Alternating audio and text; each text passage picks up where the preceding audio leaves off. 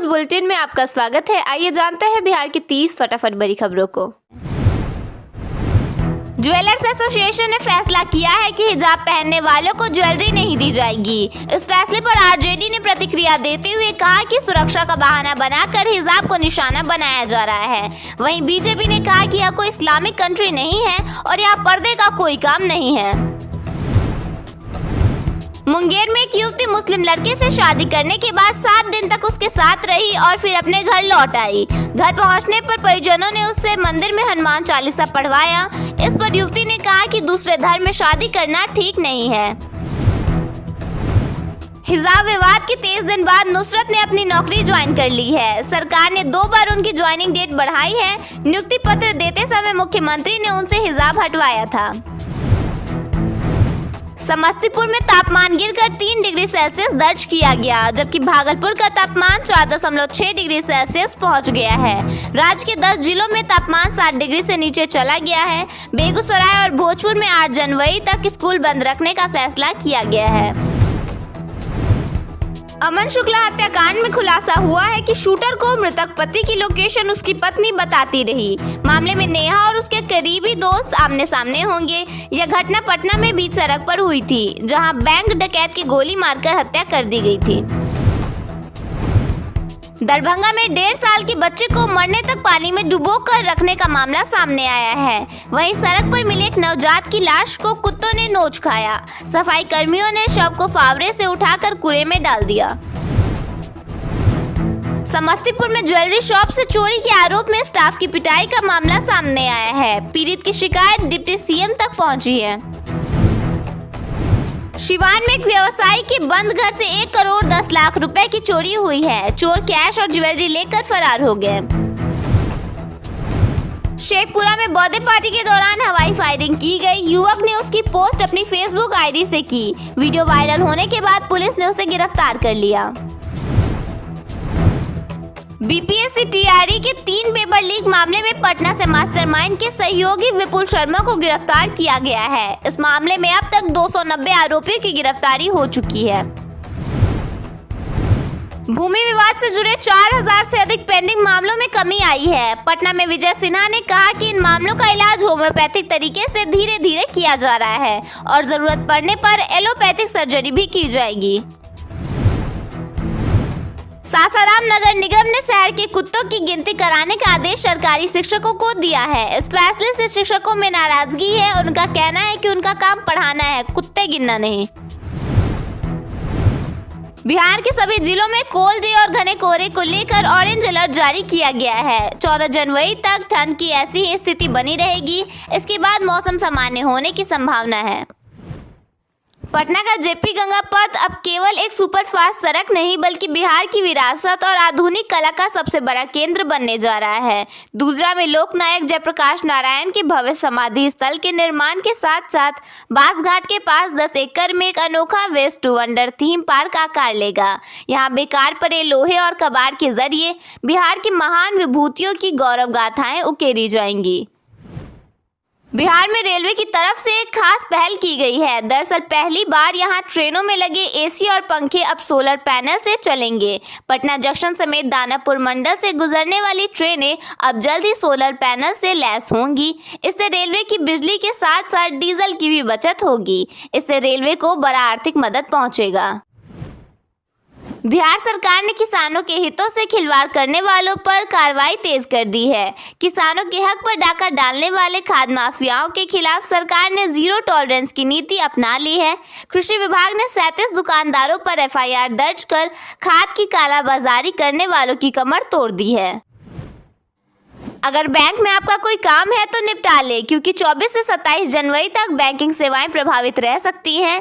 24 से 26 जनवरी तक छुट्टियां हैं और 27 जनवरी को United forum of bank unions की हड़ताल संभावित है। लगातार 4 दिन बैंक बंद रहेंगे, लेकिन एटीएम और ऑनलाइन बैंकिंग सेवाएं जारी रहेंगी। 28 जनवरी से बैंक खुलेंगे।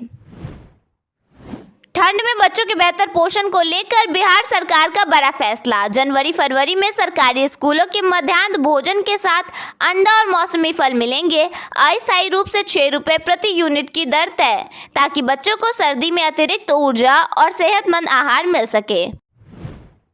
बिहार की जनगणना 2027 की तैयारी 1 अप्रैल 2026 के बाद शुरू होगी। पहले चरण में हाउस लिस्टिंग के तहत घरों और आवासीय सुविधाओं की गणना की जाएगी। यह प्रक्रिया डिजिटल माध्यम से होगी और बिहार के सभी जिलों में 7 सितंबर 2026 तक पूरी की जाएगी।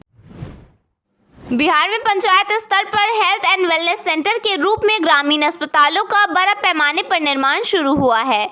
23 जिलों में बनने वाले इन अस्पतालों से गर्भवती महिलाओं, मरीजों और ग्रामीणों को आधुनिक स्वास्थ्य सुविधाएं पंचायत में ही उपलब्ध होंगी। इन ग्रामीण अस्पतालों में 126 प्रकार की मुफ्त दवाएं भी दी जाएंगी। बिहार में ठंड का असर लगातार बढ़ता जा रहा है। पूरे बिहार में हाड़ कांपने वाली ठंड ने लोगों का हाल बेहाल कर दिया है। भागलपुर, गया, नालंदा, सिवान, समस्तीपुर समेत कई जिलों में तेजी से पारा गिरा है। इन जिलों का तापमान गिरकर 5 डिग्री तक पहुंच गया। भागलपुर के सबौर का न्यूनतम तापमान 4.6 डिग्री सेल्सियस तक पहुंच गया है। डॉक्टरों का कहना है कि बढ़ते ठंड को लेकर हर हाल में सावधानी बरतें। भूखे पेट बाहर नहीं निकले, पूरी तरह से गर्म कपड़े पहनकर ही घर से बाहर निकले। दिल के मरीजों को हमेशा अपने साथ दवाओं की एक खास किट रखनी चाहिए, जो हार्ट अटैक की स्थिति में जान बचाने वाली हो सकती है। बिहार में जमीन माफियाओं, दलालों और फर्जी दस्तावेज देने वालों के खिलाफ कड़ा एक्शन लिया जाएगा। मंत्री विजय सिन्हा ने क्लियर कर दिया है कि जमीन से जुड़े मामलों में जाली और फर्जी दस्तावेज अब बर्दाश्त नहीं किए जाएंगे। कई गंभीर धाराएं लागू कर कार्रवाई की जाएगी। बिहार के deputy CM Vijay Sinha action mode में हैं। ऐसे में नगर निकायों के अफसरों को 15 जनवरी तक नया नंबर जारी किया जाएगा। इसके साथ ही लोगों की शिकायतों के लिए कॉल सेंटर खोले जाएंगे। ऐसे में नंबर जारी होने के बाद आम लोग आसानी से अफसरों से बातचीत कर सकेंगे और अपना पक्ष रख सकेंगे। साथ ही एक व्हाट्सएप नंबर भी जारी किया जाएगा। पटना मेट्रो में नौकरी दिलाने के नाम पर ठगी करने वाले गिरोह की परतें जैसे जैसे खुल रही हैं, मामले की गंभीरता बढ़ती जा रही है। पुलिस जांच में सामने आया है कि यह गिरोह निजी अस्पतालों से कथित मिलीभगत कर आयुष्मान भारत योजना के तहत भी जालसाजी कर रहा था। जालसाजों के पास से 19 आयुष्मान कार्ड बरामद हुए हैं, जो पूर्वी चंपारण के लोगों के बताए जा रहे हैं। इस खुलासे के बाद पुलिस की जाँच का दायरा और बढ़ा दिया गया है। मुख्यमंत्री नीतीश कुमार एक बार फिर बिहार की यात्रा पर निकलेंगे। खरमास बाद मुख्यमंत्री की यात्रा शुरू होगी। संभावना जताई जा रही है कि इसकी शुरुआत वाल्मीकि नगर से हो सकती है, लेकिन अब तक तारीख तय नहीं हुई है। जनगणना 2027 का पहला चरण यानी हाउस लिस्टिंग 1 अप्रैल से 30 सितंबर 2026 तक होगा। हर राज्य और केंद्र शासित प्रदेश में इसे 30 दिनों में पूरा किया जाएगा। इसके पहले 15 दिन लोगों को खुद से जानकारी भरने का विकल्प भी मिलेगा। ये काम 2 चरणों में होगा। पहले हाउस लिस्टिंग और हाउसिंग सेंसस, फिर फरवरी 2027 में जनसंख्या गिनती। लगभग 30 लाख मोबाइल ऐप्स से डेटा इकट्ठा किया जाएगा। इस बार जाति का डेटा भी डिजिटल रूप में लिया जाएगा, जो आज़ादी के बाद पहली बार होगा। कांग्रेस ने मनरेगा बचाओ संग्राम की तैयारी शुरू कर दी है। ये आंदोलन 10 जनवरी से 25 फरवरी तक चलेगा। पार्टी ने केंद्र सरकार के वीबी जीरामजी कानून को मनरेगा का अधिकार छीने जाने वाला बताया है। कांग्रेस ने रोजगार गारंटी, 400 रुपए न्यूनतम वेतन, ग्राम पंचायतों का अधिकार और कानून की बहाली की मांग की है। इसके लिए सभी राज्य और ब्लॉक इकाइयों को पैम्फलेट, ड्राफ्ट रेजोल्यूशन और टॉकिंग पॉइंट साझा किए गए हैं। कांग्रेस ने इसके लिए अजय माकन की अगुवाई में एक कमेटी बनाई है। दिल्ली विधानसभा में गुरु तेग बहादुर के कथित अपमान के मुद्दे पर आज जोरदार हंगामा हुआ। सत्ता पक्ष के विधायक वेल में पहुंचे और नेता प्रतिपक्ष आतिशी और आम आदमी पार्टी से माफी की मांग की। मामला तब गरमाया जब गुरु तेग बहादुर की शहादत पर विशेष धन्यवाद प्रस्ताव के दौरान आतिशी ने प्रदूषण पर चर्चा की मांग कर दी। बीजेपी ने इसे ही गुरु तेग बहादुर का अपमान बताया है। सीपीआईएम नेता और केरल के पूर्व मंत्री ए.के. बालन ने कहा कि अगर कांग्रेस नेतृत्व वाला यूडीएफ सत्ता में आया तो होम मिनिस्ट्री जमात इस्लामी के हाथ में जाएगी और इससे हालात बिगड़ सकते हैं। केरल विधानसभा में विपक्ष के नेता वी.डी. सतीशन ने बालन के बयान की कड़ी आलोचना की और इसे संघ परिवार जैसी राजनीति बताया। उन्होंने कहा कि ये बहुसंख्यक अल्पसंख्यक विभाजन की राजनीति को बढ़ावा देने वाला अभियान है।